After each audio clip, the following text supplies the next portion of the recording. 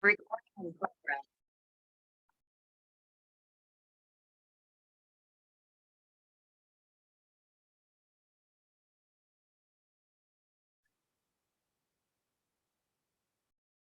Good afternoon, Wellness Wednesdayers. Is that even a word? Wellness Wednesdayers. That's what I'm going to call everybody who joins from now on, is a Wellness Wednesdayer. So I like that. I'm going to trademark that. I am Tanya Jarrett, back for another Wellness Wednesday. And today we are talking about the fake sugar truth. But before I get into this short presentation, it is so beautiful out here in York, PA. Like the sun is shining, it is crisp, it is cool. And I keep getting like these reminders of when I lived in Germany, and there was this beautiful trail by my house, and I would walk almost every day, regardless of weather. Okay, if it was like really raining, maybe not, but if it was slightly raining, I still would. But it was days like this that I would love going outside when the sun was shining and it was cold, but I was nice and warm in my jacket and my hat. So I keep having these wonderful feelings, these kind of like deja vu moments, and I'm kind of digging that. But back to the fake sugar truth. So this is a question that I get asked day in and day out by clients, family members, friends, people in passing. What about artificial sugars? Are they really as bad, or are they good as we think? So the question really comes down to, can these 0-calorie sweeteners really be that bad when they taste so darn good? And I'm going to kind of walk you through what foods contain these 0-calorie sweeteners, what is the health implications, and exactly what are the main culprits that we classify as these 0-calorie sweeteners. So I'm going to walk you through here. Okay, so what do all of these items have in common? I have a lot of items written on my slides over here. So oatmeal and muffins and canned items, even condiments and dressings, breads. So all of these are ultra processed food items, okay? And yes, oatmeal can be a healthier option, but I'm talking about the oatmeal that already has the sugar in it, like the prepackaged oatmeal. So these are ultra processed items. And a lot of times on the packaging of these items, you will see these claims that this product contains no artificial sweeteners, okay? And then you turn it around and you look at the ingredients in the product and you think, pretty healthy product, I'm gonna buy it.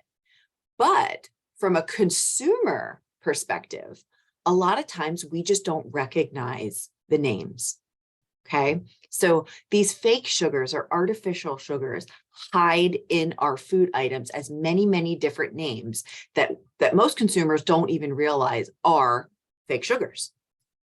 Now, with that said, there is a huge list out there, and you can easily just go into Google and do a list of artificial sugars, and you will get quite a comprehensive list.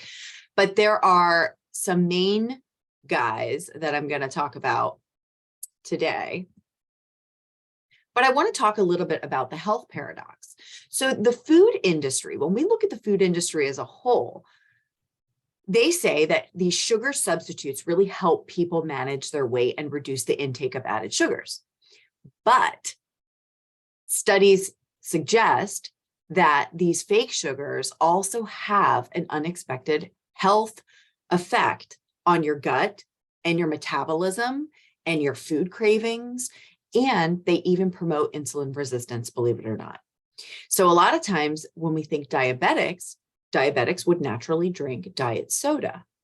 But what's really happening is they're promoting this insulin resistance instead of getting down to the root cause of why this is happening in the first place. So it's not always easy to just replace a real sugar for a fake sugar, okay? And our gut health, when we think about gut health in general, that is really the main area in the body where you thrive. So we go back to that saying that all disease begins in the gut. And it's true. It really is true. Your gut health is so incredibly important to the overall systemic health of your body. It helps with the metabolism. There's serotonin and all these other neurotransmitters that are produced in the gut, which is why we have a gut-brain axis. But what's beautiful is that your gut bacteria can change very quickly as you change your eating patterns and the food choices that you make. So our goal is not to increase food cravings. Our goal is to keep you satiated. Our goal is to have balance in the metabolism, proper blood sugar levels. And your insulin, which is your master hormone, really regulates all of these other hormones. So we don't want to promote insulin resistance. We really want to promote balance of insulin. Okie dokie. So who are the guests of our show today? There are 5 main guests. I'm calling them guests, but these are our artificial sugars that I came up with. And when your body tries to process artificial sugars, it really sets the stage for a whole host of health problems. So I think it's important to understand that. And when you know better, you have the knowledge to do better. So let's go ahead quickly through some of these artificial sugars.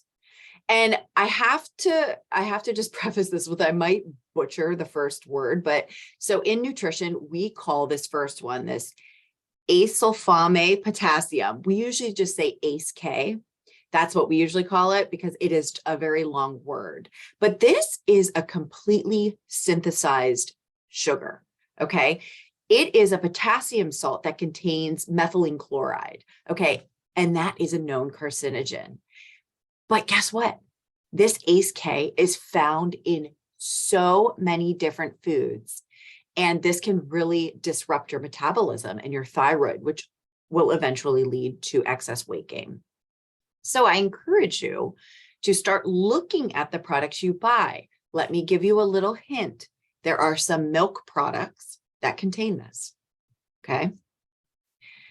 All right, number 2, aspartame. This is where we're thinking about NutraSweet and Equal, those blue little packets that you see at the diners and the restaurants. So there is a whole host of clinical research showing that this is linked to headaches. And one of our guests on the call, we were talking before I started the presentation that these artificial sweeteners give her headaches. It makes sense. The aspartame also causes digestive issues, maybe heart palpitations, joint pain, and it puts you at an increased risk of cancer as well as neurodegenerative diseases like Alzheimer's. So keep that in mind. Number 3, these are our sugar alcohols. These are very common in products that say no artificial sweeteners, okay? So that's your erythritol, xylitol, mannitol, sorbitol. Anything that ends with that tol is a sugar alcohol. So this is a big no-no for those who follow a low FODMAP eating style because these sugar alcohols can cause a lot of digestive upset and bloating. I have seen people chew a piece of sugar-free gum that has xylitol in it, and their stomach blows up like they're 8 months pregnant. No joke. There's that much gas and digestive upset. So just be mindful of that. If you eat products and you're like, oh man, I barely ate much and I'm feeling really gassy, check the label and see, are there sugar alcohols in there? Okay, saccharin. This is that pink sweet and low, the pink packet. So this is banned in many countries. In the US, it is not. It is also a sulfa-based sweetener. So if you have an allergy to sulfa drugs, you're going to want to stay away from this. Okay. You can get rashes and like an allergic reaction. So just be mindful of that. And then last but not least are sucralose. This is Splenda and products that are similar to Splenda. So it is a synthetic additive, and how they make it is they chlorinize the sugar. So they take that sugar and they're chlorinating it. And I added this in here because I think this is really important to understand, is that there were only 2 clinical trials that I know of that were completed before the FDA actually said yes, this product can be approved and be put into our products and on the shelves. So to me, from a consumer perspective, but also from a nutrition perspective, makes me think like, okay, there's more to this product than we know. So are there safer alternatives? That is a question that I get often.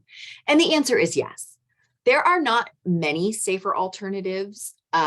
If you use sugar in moderation, like organic cane sugar, I think that probably, or even honey, raw local honey, or good organic maple syrup, pure maple syrup, those would be the sugar alternatives that I, would lean towards.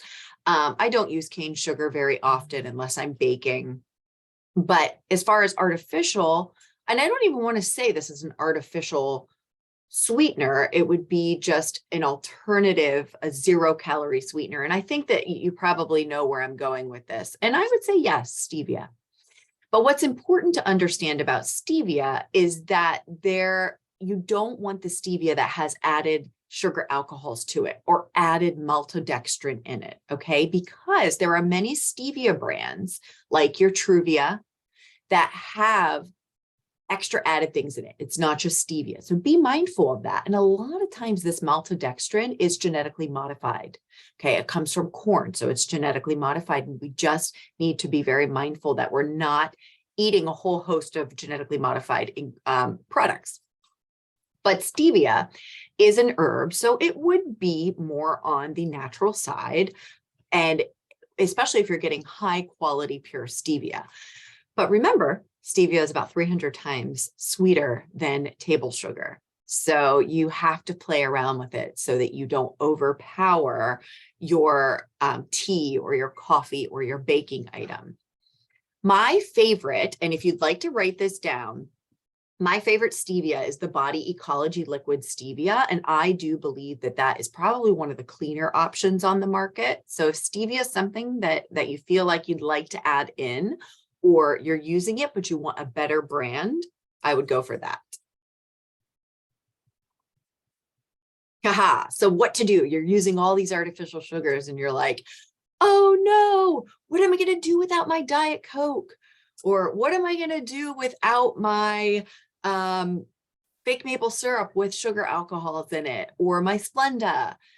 Well, I challenge you to do a sugar detox. Now, detox is probably not the word that I like to use often, but when it comes to sugar, if you could try to do 5 to 7 days with no added sugars, no alternative sugars, you will have a profound effect on your gut, as well as the way that you feel, the way that your body functions. So I think that we need to remember that sugar is very addicting, and it's even more addicting to cocaine, some people say. So that's why it makes it feel really impossible to quit it.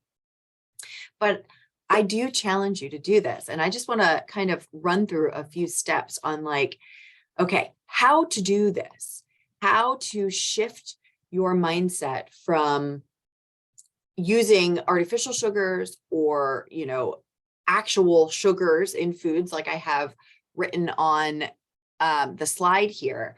So I'm thinking these are all sugars that I have written down here for you to be mindful of. Even agave, okay? So fructose, sucrose, high fructose corn syrup, coconut sugar, they're all sugars, okay? So these are what we want to avoid. If you would like to have sugar in those 5 to 7 days, go for fruit and a low glycemic fruit. Because when we actually eat an apple, we have the fiber, we have the quercetin, we have the beautiful vitamins and minerals in there. When we actually eat a berry, blueberry, raspberry, strawberry, blackberry, we're getting all of the good fiber as well as those phytonutrients. So you don't have to completely cut it all up, but you can go for the lower glycemic fruits, real whole foods. I would say increase your healthy fats and protein. And why? Because healthy fats increase satiety. And the last thing that you want if you're trying to remove regular sugar as well as artificial sugars out of your diet is you don't want these cravings to come up where you literally feel like you cannot control them and then you binge on the food that you are not allowing yourself to have. So if you start increasing these healthy fats and proteins, like that MCT oil, extra virgin olive oil, fresh avocados, and, pasture raised eggs and full fat dairy, you don't have these strong cravings because your blood sugar is stabilized. And when your blood sugar is stable, you're burning fat and not storing fat, the ultimate goal to weight loss. Okay, so these are some great fats and proteins to add in, even going down to your nuts and seeds. Think walnuts, omega-3s, chia seeds, omega-3s, almonds, pumpkin seeds, all fabulous plant-based proteins. And some other tips to kind of get away from that need for artificial sugars and regular sugars. Prioritize sleep. When we have a lack of sleep, our blood sugar fluctuates and we crave, we crave things that make us feel good. Manage stress naturally. When you're stressed out, your cortisol goes up and you store fat instead of burn fat.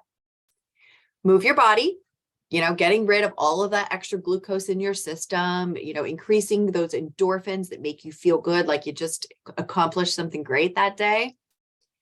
And then staying hydrated. We can easily mix being dehydrated for hunger, and we don't want to do that. So staying hydrated is incredibly important. And at some point, I'm going to do a little Wellness Wednesday on water. So all different types of water, like alkaline water, hydrogen water, and the importance of those. So we'll keep that in mind. Boy, this slide is really small and I apologize. I didn't realize it was that small when I was making it.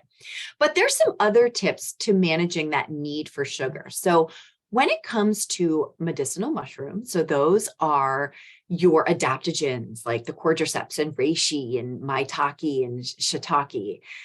They are fabulous at boosting immune function and controlling blood sugar.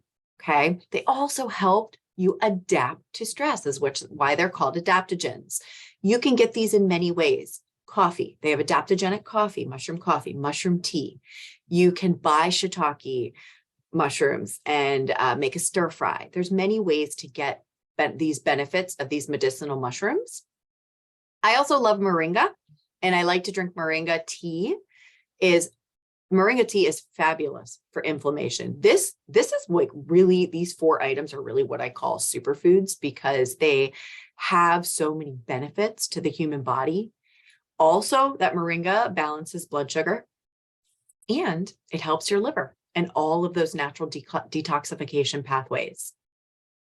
The next one, ginger, is like the holy grail of an herb, is because it is so incredibly full of all of these antioxidants, and it really helps with digestion and nausea. So if you're feeling nauseous, if you want to slice some fresh ginger into some hot water and steep it, that could really help. And it also does help improve blood sugar and enhance fat burning potential. And my last fave here is Ceylon cinnamon. Okay, so buying Ceylon cinnamon is important. There are lots of different types of cinnamon. You'll see like the Saigon, but the Ceylon is the one that you want. It actually has not such a bite to the taste of it. It's actually a little bit milder. And this is fabulous for lowering blood sugar, but also increasing how glucose gets into the cells. So you're probably not going to be dumping cinnamon on everything, but they do have this in capsule form that you can buy. I would always just look for an organic Ceylon. Okay. And that's it. So thank you guys for joining me on this Wellness Wednesday. I'm going to shut the video off, and what I'm going to do is I'm going to take questions. So thank you guys much. Have a good day.